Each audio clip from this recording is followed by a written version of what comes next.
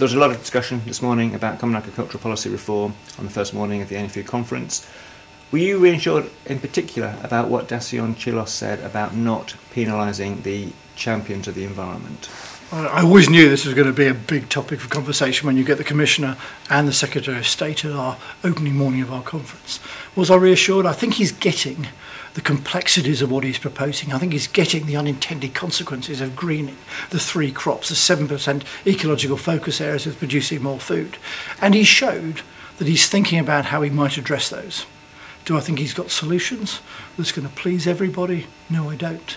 But I think partly by our shouting loudly about unintended consequences of the way this is going to have a profound impact on mixed farms, on farms who are doing the right thing already, those who are in agri-environment schemes.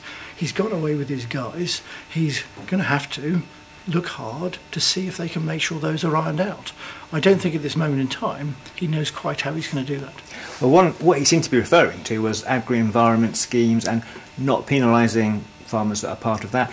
What exactly did you interpret from what he said about that? Is he suggesting that if you're part of an agri-environment scheme, you will be automatically exempt from all of greening or some of greening?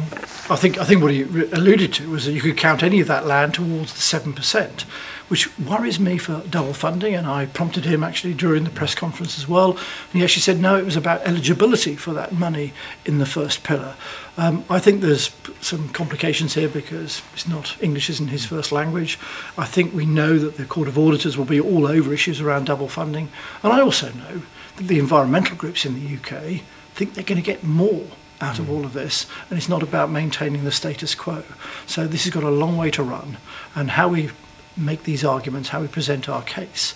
And it's why I deliberately put the slide up that showed where we sat in all the member states of the EU 15 of the lowest payments, the only ones with modulation in England and Wales. And you're thinking, wow, let's not make sure that we go any further on the greening. We end up with more modulation in the UK, and actually we even up the playing field rather than making it more unlevel. Okay. Now, the other big topic this morning was red tape. We've had the government's response to the McDonald report. Our take on it is there isn't a lot of difference that farmers are going to see on their day-to-day lives from what's been announced today. Do you share that concern? Well, you're obviously a very perceptive journalist, and I haven't had a chance to read it at this moment in time.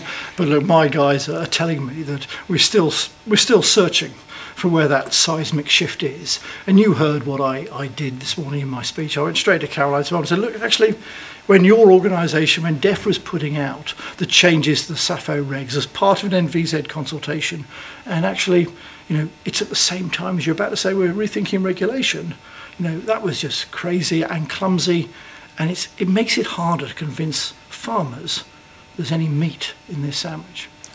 Thank you.